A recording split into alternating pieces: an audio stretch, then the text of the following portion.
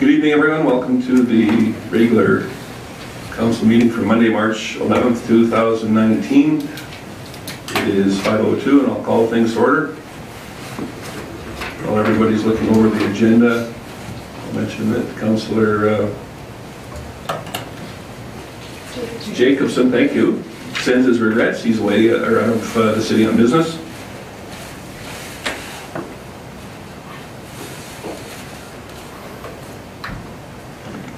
Councillor Hoekstra. I move that the agenda be adopted as presented.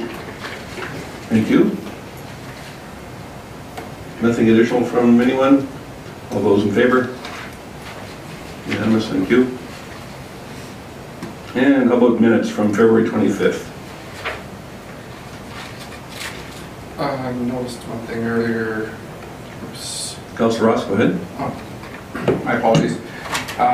One of the votes, I think it was pertaining to the vote, you were, I think, voted, or wasn't it 3-4?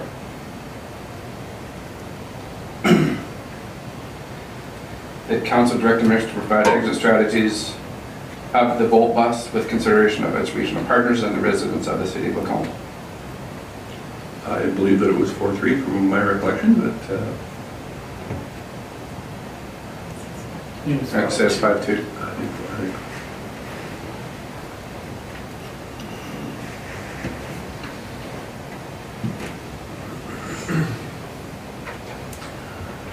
So we can double check the tape and we'll correct it if it is incorrect.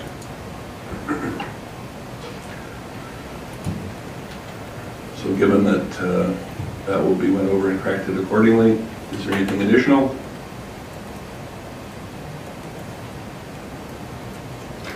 Councillor Hibbs? Thank you, Mayor Creasy. I would move that we would accept the minutes. What do you do in this case? Do you as amended or just as presented? As amended would be fine. As amended, okay. All those in favor? One opposed, thank you.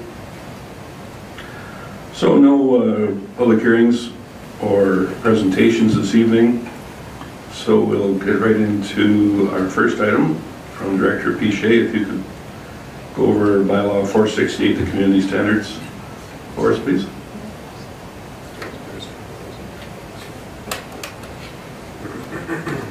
Sorry, Mayor Creasy, do you want to go through the mailbox first? I will certainly do, and Okay. my apologies. No worries. As I checked it off here, I think I checked it off in my mind too. Sure, who'd like to start with mailbox?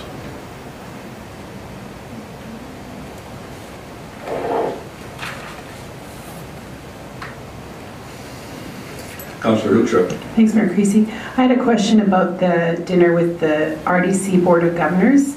I trust you're going. Is that correct, or are you soliciting someone else? Okay, because there is that statement in there that they sent 3 questions that we would like to consider, and I missed what those 3 questions were. Are we not privy to them, or?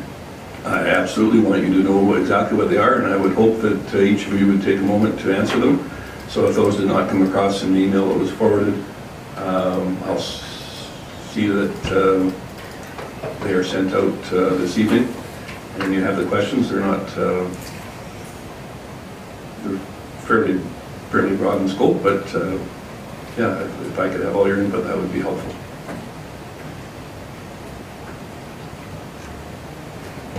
Chief Cowdy? So we'll make sure those questions get sent out. I apologize that there is a link in the, it didn't come through when we printed. So we'll make sure to get those questions out to you right away.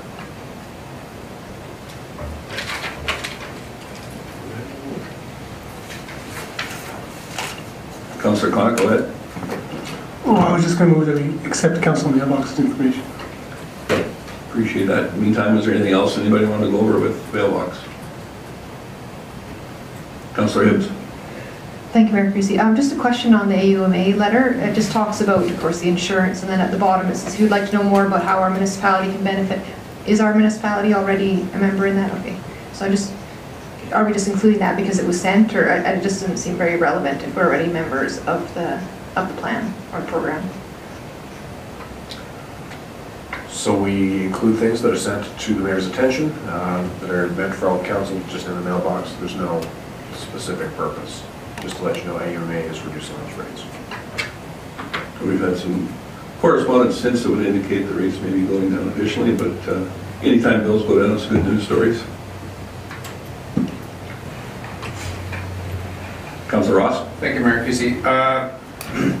Sorry for interrupting the motion, but the PAMs, did we not discontinue that, support of that, or are we still in support of that? I believe, $5,000 or $48.51? I believe the last time that we discussed that, we did not support it. However, the invoice is, as it's stated in the letter, is forwarded automatically with the letter. Unless someone feels differently and wants to bring it forward again, I would suggest will stand as it has in the past, but perhaps Chief Gowdy could give us some more information on it.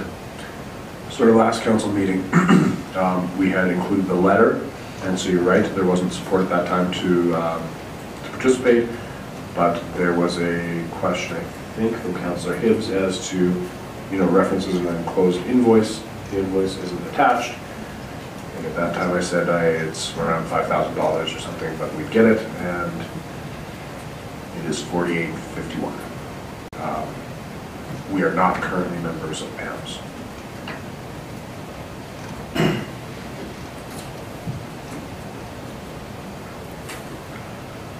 Does anyone have any other items from Mailbox? If not, then I believe Councillor Connick had a motion forward to accept the Mailbox's information this evening. All those in favor? Opposed? In favor.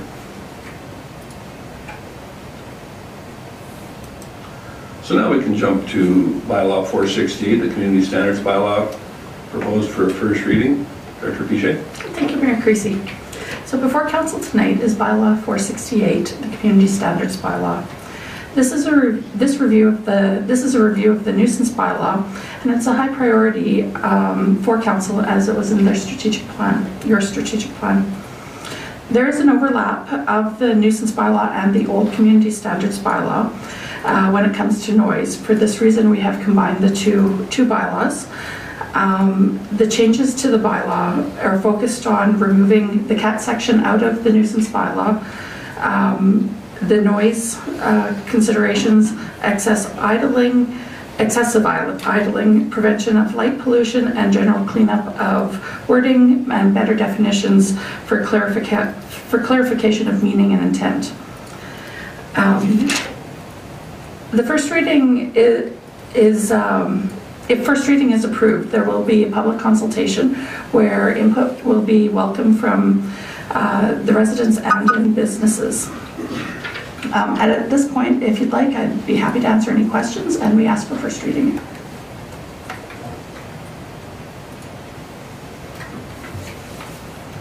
Councillor Ross. Thank you, Mayor Creasy. Once again, to bring up light pollution, I really find that a very gray area for both administration and bylaw to enforce. And is there any other examples of why we're pursuing to address that?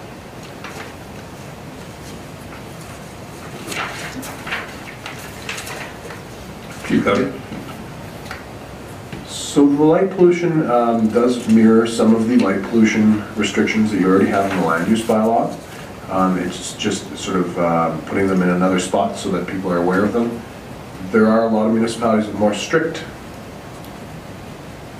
light pollution standards, and there's also some that have moved towards like a dark sky type approach.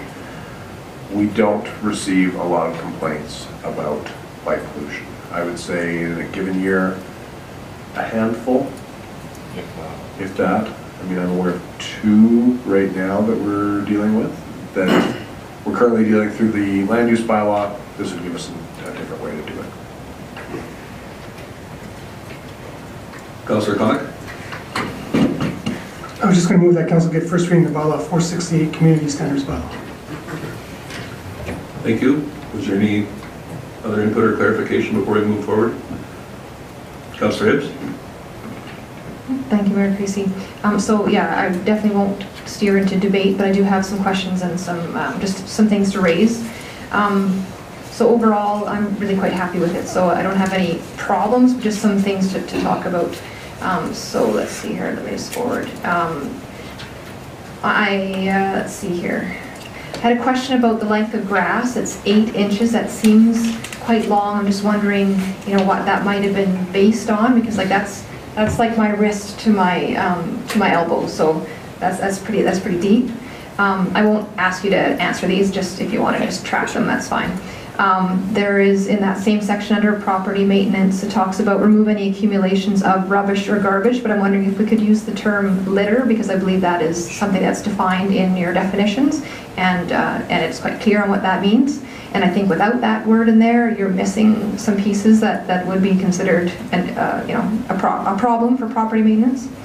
Under 4.3, it talks about dilapidated vehicles, and I'm wondering if perhaps it does say that there's an opportunity to, let's see here, residential reception of such vehicles in the process of being salvaged as a hobby. Now, I notice it doesn't have a time limit anywhere in that area about like how long you can take to work on a vehicle, but I assume that's because maybe a little bit later on it talks about that activity is meant to be done in a covered area so that it's not clear to people, like they can't see the work going on. In other words, they can't see the vehicle itself. So I'm just going to put that there. I don't need an answer.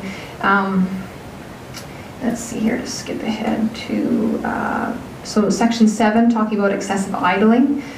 There is an exemption when the temperature drops below -15. I'm questioning why the exemption would exist. 20 minutes of warming up a vehicle when it's below -20 or -15, 20 minutes of idling a vehicle when it's below -30 is more than adequate. And I don't think that exemption should be there. So I'm just wondering where that would come from. But I'd like to bring that to people's attention so that they are aware of it and can give council feedback on that. And that is it for my comments on the bylaw. Thank you. Are there any other requests for clarification? Councillor Usha. Thank you. I was just curious about the comment that just that we're being warned about the businesses being affected by the noise bylaw, and maybe that there will be some explanation about why you came to 9 a.m. for Saturday, because I didn't remember 9 a.m. was the time, but you can look at that later.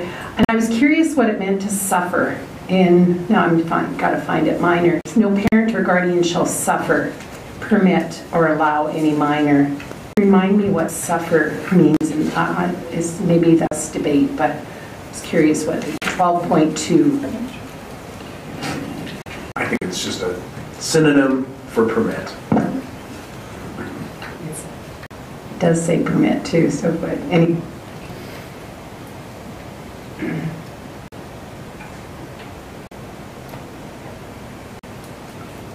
So there appears to be nothing further, so I'll call the question. All those in favor of first reading? Thank you.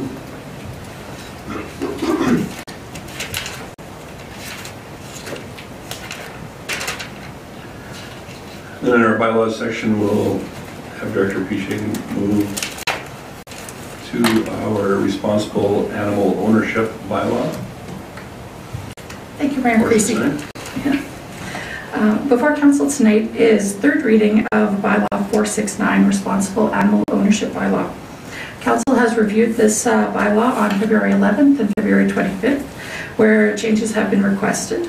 The latest changes focus on removing tattoos from the purpose of identification, clarifying that licenses cannot be transferred to other animals, and that dogs must be kept under control even in off-leash dog parks, and that dogs are allowed to swim in water bodies, and a bit of general wording and clarify intent in meeting. At this time, if there's any other questions or changes, I'm happy to take those. Thank you. Thank you.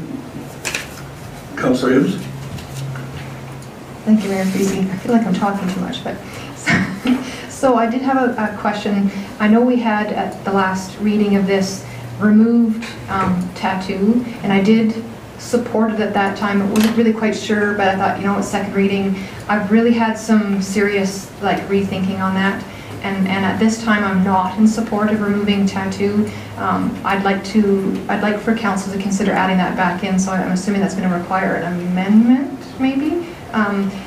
But I would like us to consider tattooing being added back in, because I think the overall idea here is that we're looking for some way to identify the animal. A lot of, particularly pets that have been done a while ago, would have tattoos, and it just seems rather onerous to expect somebody to go in and now microchip instead, because you know the identification that they had, which is commonly accepted, is no longer acceptable simply because there might be a slight delay in accessing that information. The fact of the matter is that it's still information that is accessible, from my understanding. So unless I can be, you know, told otherwise, I would really like council to consider adding back in tattoo. Chief Cuddy? So you won't require an amendment, you would just pass a third reading of an amended bylaw.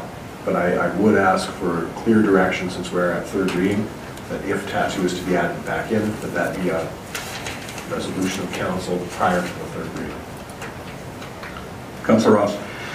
Thank you, Mayor Creasy. Actually, the day following the previous council meeting, it was on the media that the Bird Veterinary Association is outlawing tattoos, so they're not supporting, which I think in the media release they were also outlining declawing. But anyways, as part of that media release, the Alberta Veterinary Association is no longer supporting tattoos, so it is not defined as humane, I guess.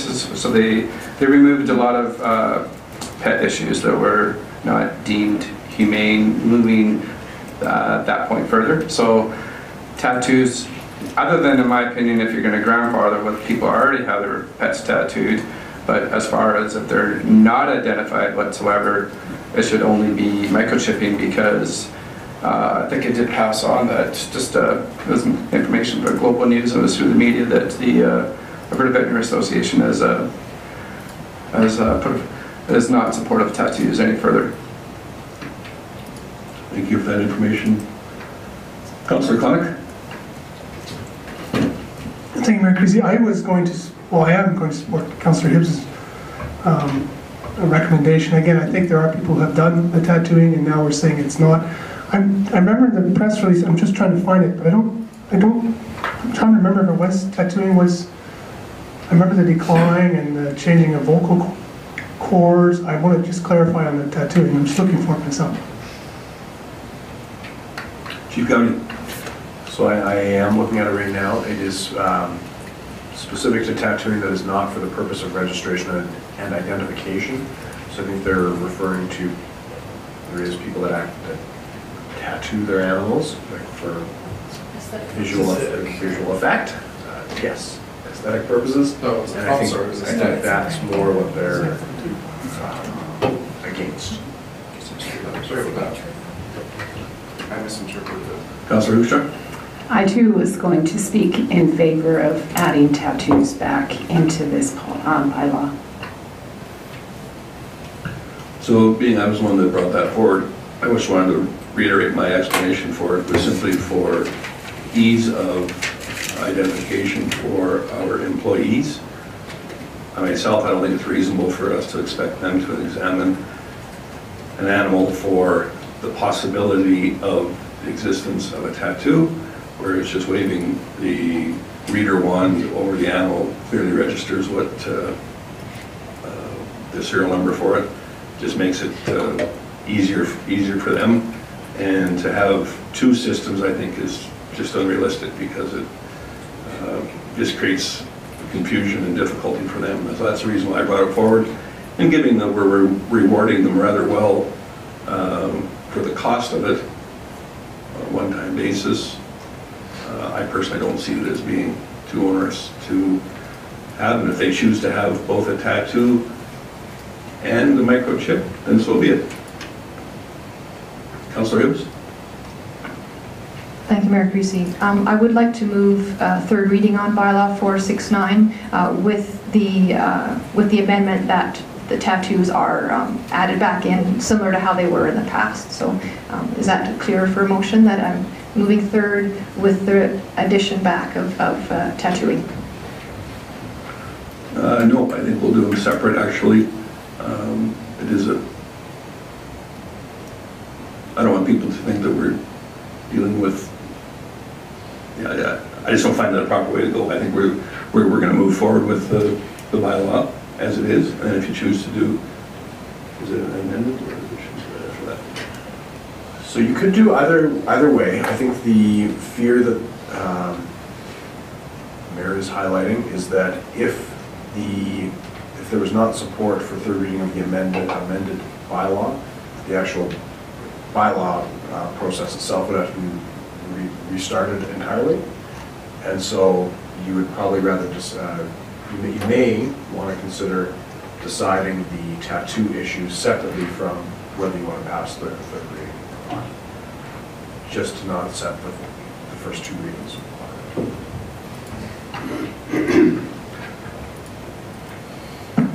I'm sorry, but that's not clear to me. Are you asking that we go ahead and pass third reading of this bylaw and then at a later date?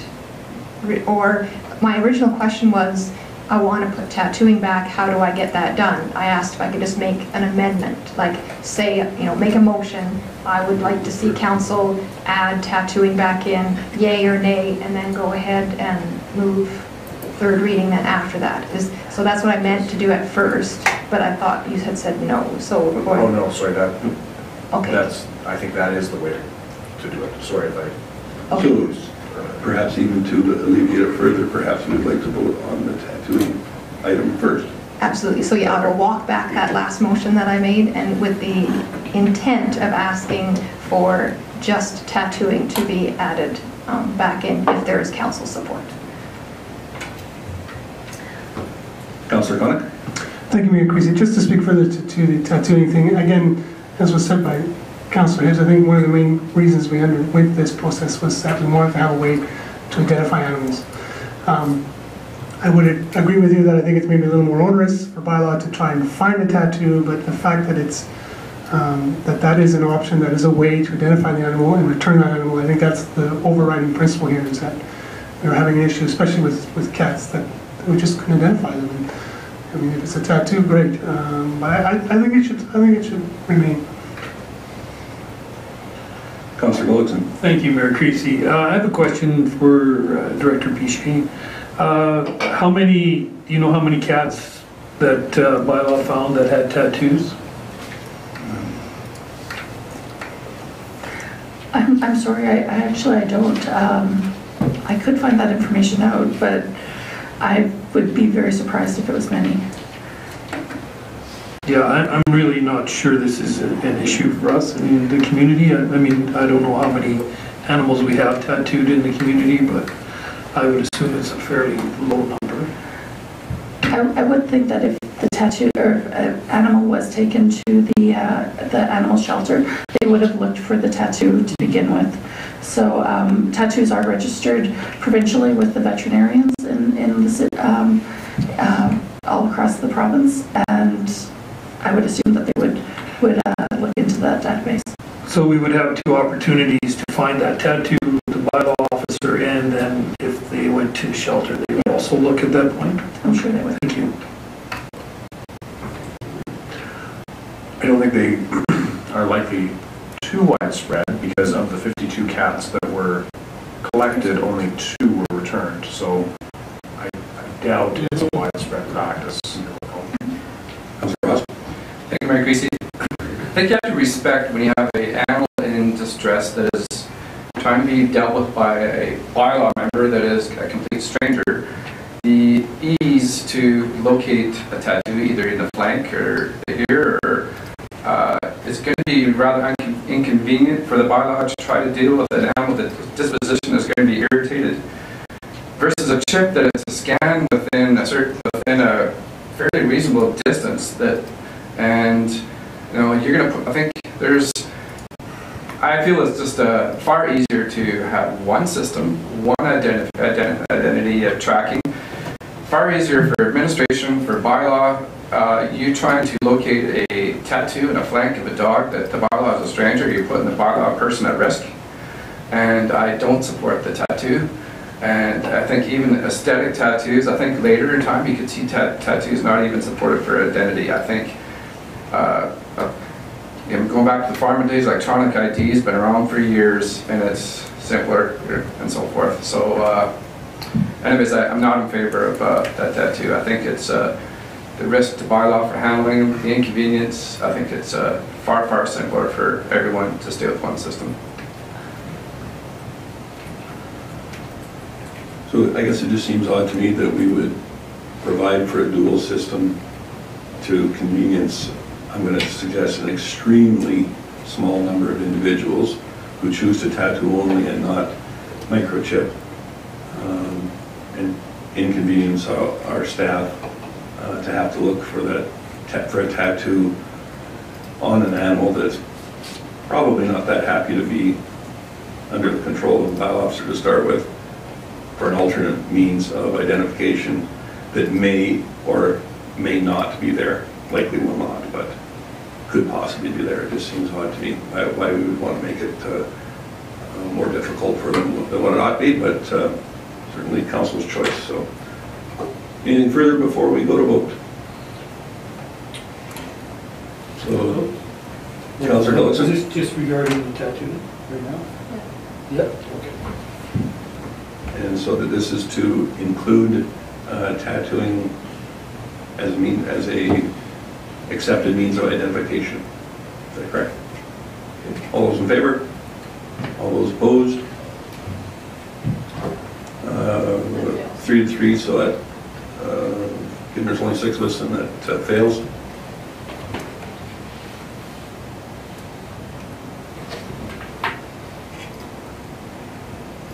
And for the main motion itself, is there any additional comments, or anybody care to bring that forward?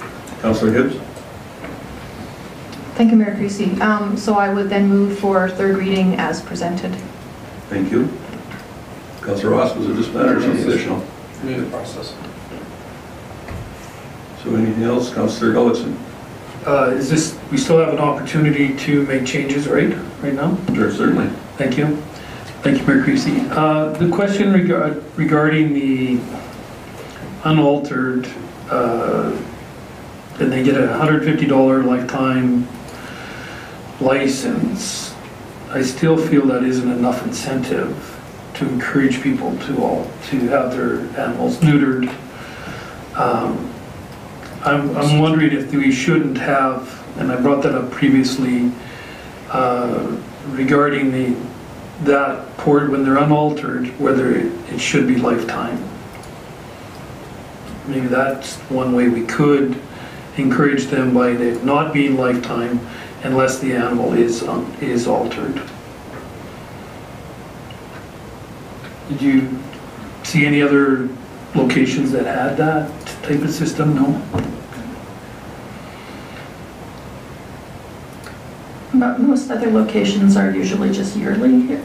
There's very few places that do a lifetime license. The one thing is that would be 2 different systems as well, having the altered versus the non-altered as a yearly. We would end up treating it, I guess, similar as a nuisance animal at that point. But we could reword it differently if need be. Yeah, that's the only, all I'm looking for is a way of encouraging people to do it. And because I think that's the second part of this bylaw, is to, first of all, identify the animals and also encourage the people to have their animals neutered. And I don't see any of that within that pricing. Would it be a matter of increasing the prices more so, or? Yeah, I mean, I like the price structure. I just, like, for example, if somebody has a dog and they want to breed it for a few years, then they pay a little bit more because the animal's not altered, and then when they get it altered, then they get the lifetime for $15. You know, they get rewarded for doing that. I really like the price structure. I just find it a little bit, it just not doing the one thing we would like to see done, encouraging the people to have the animals neutered. Chief Cowdy? So there's the $75 incentive you're right, that's the only incentive there is now, and certainly spaying or neutering an animal is typically going to cost more than $75. I would have some concerns about running the dual system, just a lot of the efficiencies we would gain administratively for the lifetime membership or license. If we have a significant number that we're still actually following up on annual licenses, it's less of a gain for us, and so you are losing some of that revenue by going to lifetime registration versus the annual. We were hoping to offset some of that lost revenue with increased efficiency for our staff. I think you would lose some of that efficiency if you have the dual system. Well, and that's, I really don't want to get into where we have two systems. I don't like that either. But it's just that I'm trying to figure out a way that we could encourage them a little bit more to have the animal altered, because it's one of the parts of this, and maybe we can try this as it is now and see how it works, and it might work perfectly, you know. But I mean, once they've paid that $150, there's no need to do it, you know. So for the life of the animal.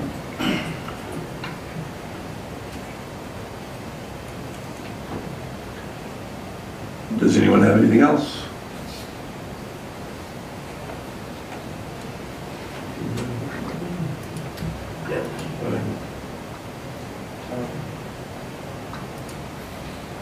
So Councillor Hibbs has put forward the motion for approval of Bylaw 469 then?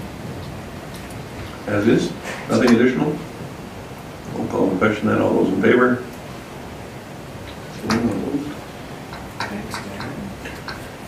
Thank you.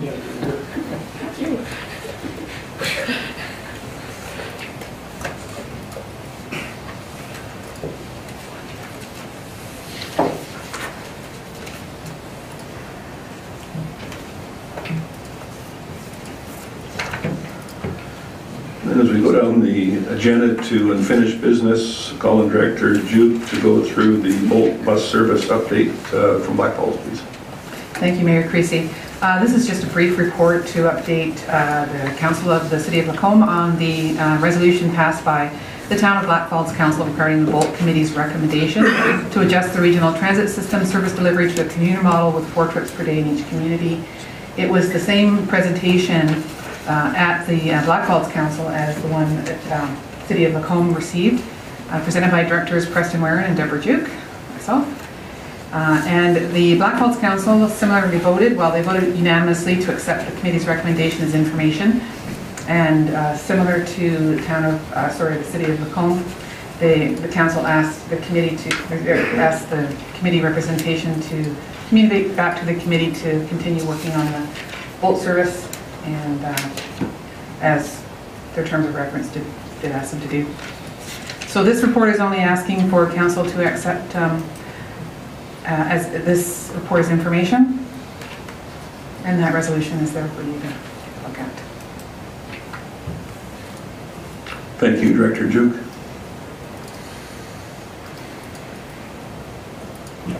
If council so inclined, we should consider accepting it as information. Councillor Oakeshott. I move that we accept this report as information. Thank you. Any discussion or comment at this time? Councillor Connick. Just only one comment. We had a meeting today and come up with a game plan, steps going forward, and I'll highlight that in my report on the next council meeting. But it was a productive meeting, and there's a plan and a strategy going forward. Thank you for that. Nothing further than all those in favor of accepting the report. Thank you.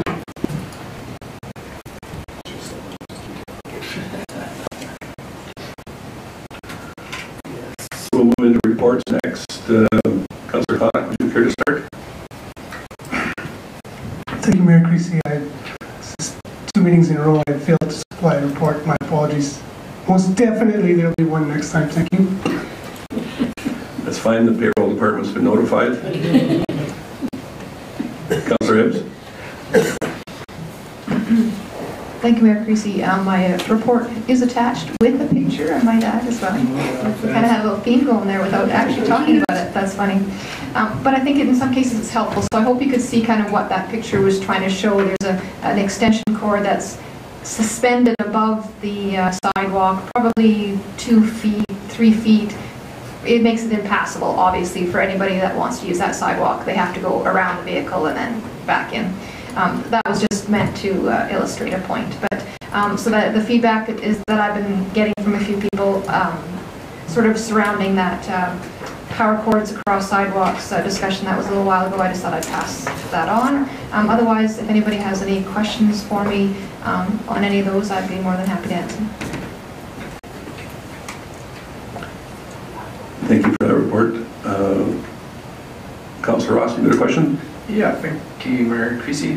Since you are a representative of Regional Solid Waste Commission, and we've brought forward a notice of motion to bring ahead the solid waste part of our strategic plan, wouldn't it be pertinent for the regional solid waste to be also included in that upcoming review of solid waste as the back charge of part of what is the end total charge of solid waste to our residents is also part of the math is from the Lacombe Regional Solid Waste Commission, because I think they've been asked several times for information pertaining to commercial solid waste and how that has arrived, and so to be more competitive, and they have not been cooperative. So wouldn't it be appropriate for them to be doing an audit in conjunction with their solid waste, or is that appropriate?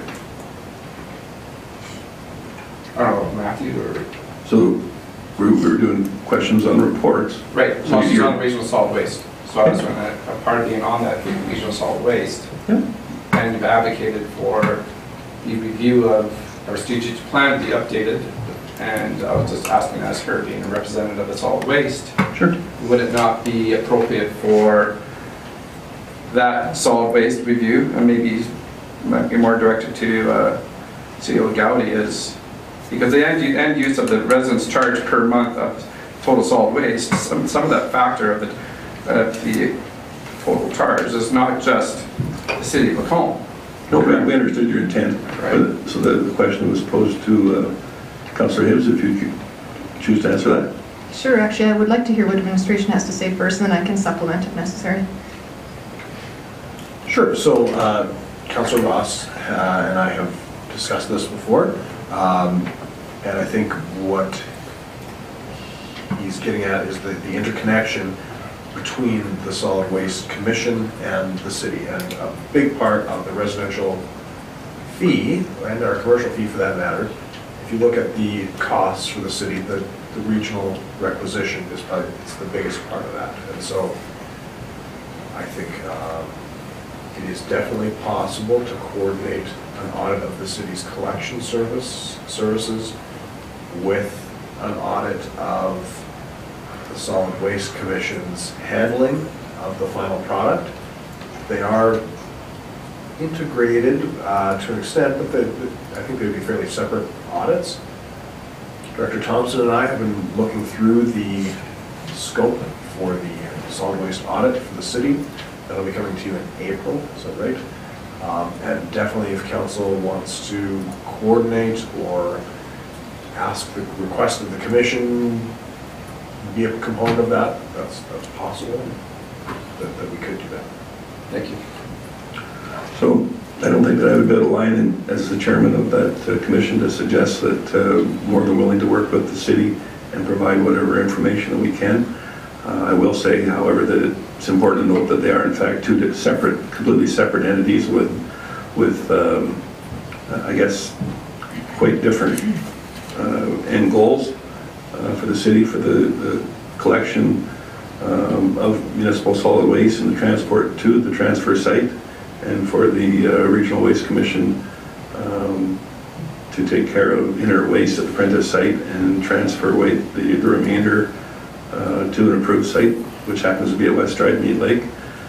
I don't think that a waste audit is going to necessarily provide any changes in the way that the commission operates, but once again, I think the commission would be more than happy to cooperate in whatever way that they can in order to assist the city in finding out that information that they need.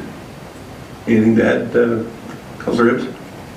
Thank you, Mayor Creasy. No, I think that largely encompasses, I do really want to, make sure that that is clear, that they are two separate. As far as, our audit encompassing the Waste Commission's operations, I would actually speak against that, because I would argue that's outside of our scope. However, if there are any questions, like Mayor Creasy has mentioned, I'm sure that the Commission would have no problem with providing the information required, but I think that for our purposes, our audit should be focused on what's happening, within this community. And then, as far as actually, maybe some interplay as far as questions go, there are two members from that commission that are on this council. So when that discussion does come up, we will, we do have that, that information, that background. So that's just where I want to lay that. I just want to make sure that we're spending Macomb tax dollars on something that's within our scope. We have no control over the commission, other than there's two voices on the commission, but we don't operate the commission. So I just want to make sure that's really clear. Councillor Hoekstra, report. Thanks, Mayor Creasy. So my report's in front of you. I just have a couple of things to add. Regarding the Lacombe Foundation, I placed a card in front of everybody in case you wanted to fill out the survey, because we are really looking at those results. And the survey, I believe, it's open till March 22nd. So you do have a few days yet, but that would be great if you could fill that out. Regarding the chamber, the all candidates forum, that's a tentative date. So please don't say, oh, it's on April 3rd. They are just anticipating that they will need to host the all candidates forum. And then on a personal note, the Hoekstra clan added another citizen to Central Alberta on the weekends, so I am now the grandmother of 6. Well, congratulations on that. Perhaps you'd like to take the opportunity to highlight the Lacombe Foundation session at the LMC as well. You bet. On March 14th, we'll be, there's a session at I believe it's going to be in the county room from 5 till 7. It says it on the card here. And there will be a formal presentation with a PowerPoint at 5:30 for people who want to know more about seniors housing in the city of Lacombe. And there will be definitely time for questions and answers, so if people want to attend that, we welcome the input from the community. Thank you. Just Councillor Ross. Thank you, Mayor Creasy. So my report is the SCSS committee meeting. Director Deb Duke, Director of Community Services, she brought forward some uses of the Connex bus. I've always strongly felt that we could be promoting the Connex bus. It makes several trips to Red Deer that I think that are scheduled, that I think our citizens have a huge opportunity to take advantage of. If the Bolt doesn't work for them, that is a second option. And so that is being looked into, and yeah, like once again, there's it's 3 buses that provide an excellent service through our community, and I think it needs to be promoted more. And the Parkland Regional Live Board, the minutes are on the councillor mailbox, and the Lapa Galley was attended by a few of us. That was another very successful, well supported night. So kudos to the Lapa group. Thank you. Thanks. Councillor Gullickson. I'm sorry, I do not have a report this meeting. I'll have one for the next one. So I think you've got copies of my report in front of you. It's perhaps a little lengthy, I think 4 pages or something, so I'm certainly not going to go through each and every item. Everybody have a little bit of an opportunity to go through it. Was there any questions that require clarification? I guess I will draw your attention to on February 27th, the Regional Waste Commission Board meeting, just to update you that we are in the process of securing a new commission manager, and an offer will be going out this week sometime, and hopefully we'll have an announcement for you towards the end of the month. I guess it would be a safe time frame, but it's been a lengthy process, but I think that the board has done everything in a very straightforward manner. Hopefully we can come up with an appropriate candidate to move that commission forward.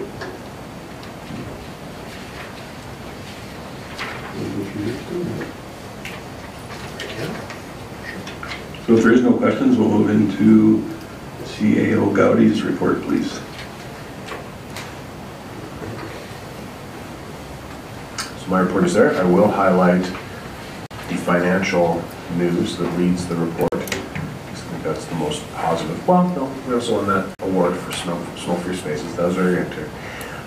So under financial there, I've listed, actually, we met with Fortis Alberta last week and discovered an error in billing that they have agreed to correct, going back as far as the error has occurred, which is significantly longer than they're required to by the agreement or by law. And so we will see a reduction going forward in some of our billing, and as well as some capital funds coming in to the reserve. So very positive news there. And other than that, we are moving ahead with the RFP for residential recycling services. And the mayor and I, which I'm sure is highlighted in your report as well, met with the Wolf Creek International Learning Program to discuss the student exchange. That was kind of a neat meeting. We did go to the Consulting Engineer Association's Award Gala, Director Thompson and I, where we had a couple of strong entries, but unfortunately we were shut out this year and beat out by what's the bridge in Edmonton there, and the Calgary Zoo reclamation and flood proofing. So some pretty high profile projects. So we appreciate you bringing those couple of events forward, just to put it into context though. So we can expect $180,000 credit to our account forthcoming from Fortis, as well as a $3,000 to $4,000 a month change in buildings for street lighting. Is that a reasonable assessment? Yes, that's a reasonable assessment. So while it was unfortunate this error occurred, I think it's worth noting that Fortis has went a little above and beyond, actually way above and beyond what they really are required to do. They have.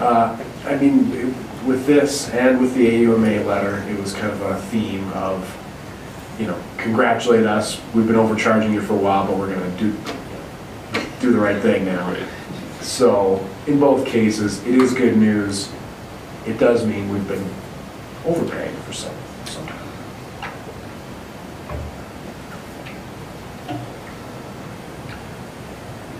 Councillor Connick. Thank you, Mayor Chris. I just have a few questions. Yeah, kudos to the Fortis thing. I have actually some stuff in my garage for Rickabits, so maybe I'll, I don't know where to, I see that's remaining arrangements for Public Works to store some of that stuff, so maybe I'll drop that off. The RFP for the recycling, what's the length of term of that you're going for? So there's a 3-year term with a 90-day exit clause. Oh, okay, I was 3 years I can live with. I'm just in light of the, the review of the solid waste. I didn't want to sign on for 5 years or longer with that. I'd like to, and I think it's already been mentioned already, maybe by someone else, but I, for one, would like to get a tour as part of the regional solid waste review or whatever, but I'd like to get a tour before we sign any sort of agreement with these guys again, just to see the facility and where this stuff is going, or not, or maybe, or whatever. The last question, you talked about private industry tying into the wastewater. How would that work? Like, would they tie into the it's not the lift station, would they tie into that, or they can't just tie into the pipe halfway somewhere, can they, or how's that? We're working through the logistics right now. They could. You'd have to have the pumping capacity to overpower, to get your wastewater into the pipe. It would be easier if they connected into a existing lift station, but there are other ways around it. Okay, I won't get into any more details, but I just thought that was curious. No, that's it. So I appreciate your comments, Councillor Connick, but I think it's perhaps to the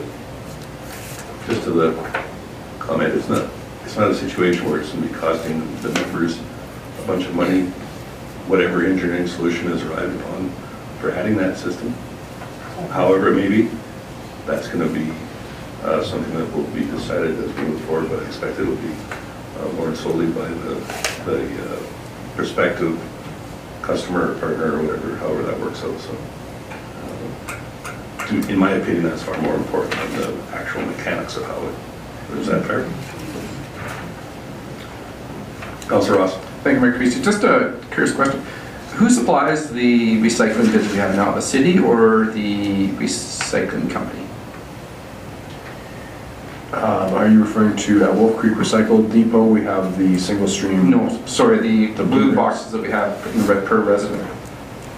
I think we have ordered all of those from a printer.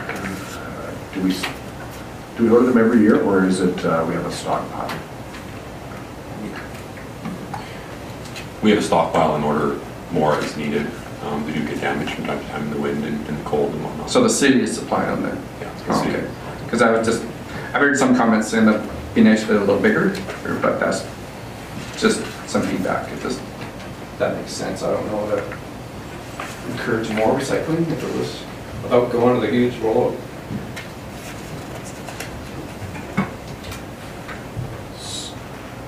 So I guess we have the standard size, and that's what was chosen by council. Actually, we went through quite a process to decide what size receptacle at the time. But certainly if residents have larger bins up to 96 liters, I believe, is accepted by our contractor. And they will also accept if you have your cardboard stacked neatly beside the blue bin, or a cardboard box full of recyclables, or a blue bag. As long as they can confirm that it is recyclables, they'll take that. Or is it simpler, just if a resident wants a second one, just pick up a second one? That's also no problem. Councillor Hibbs.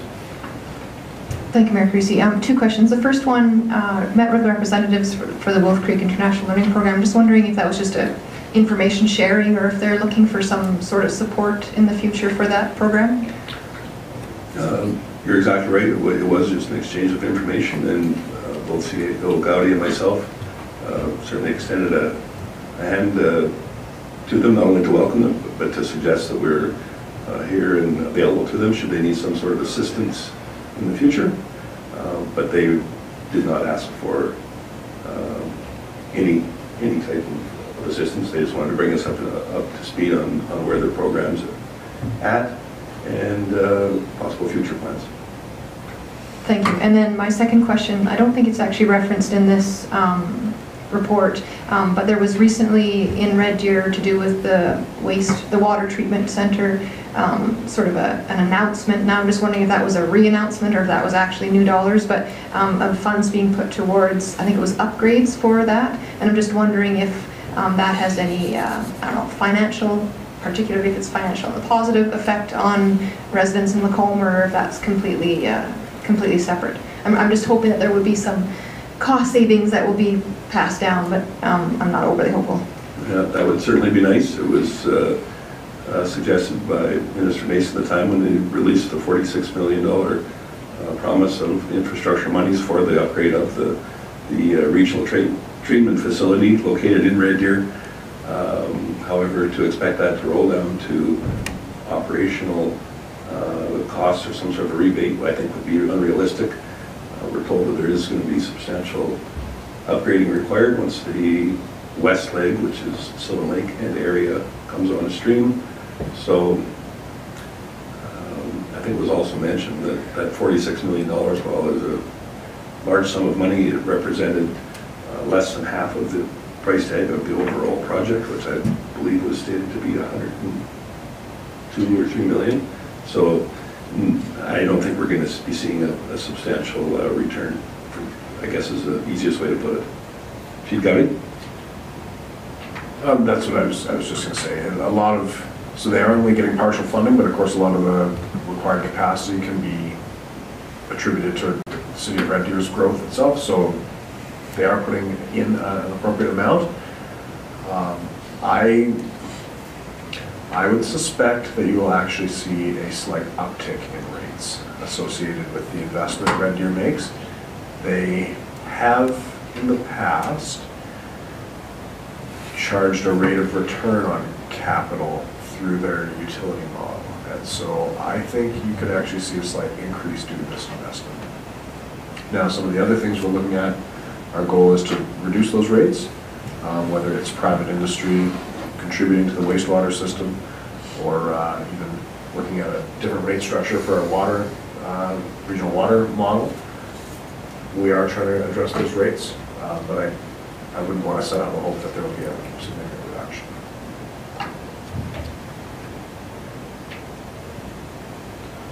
So certainly happy to answer any additional questions, but we want to consider accepting reports as information too, please. Councillor Hoekstra. Thanks, Mayor Creasy. I move that we accept the reports as information. Thank you. Any additional questions or concerns before we accept?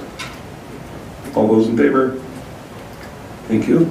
So we'll take a 10-minute break so we can have an opportunity to speak with press, and then we'll come back for some in-camera items after that. You're here all the way down.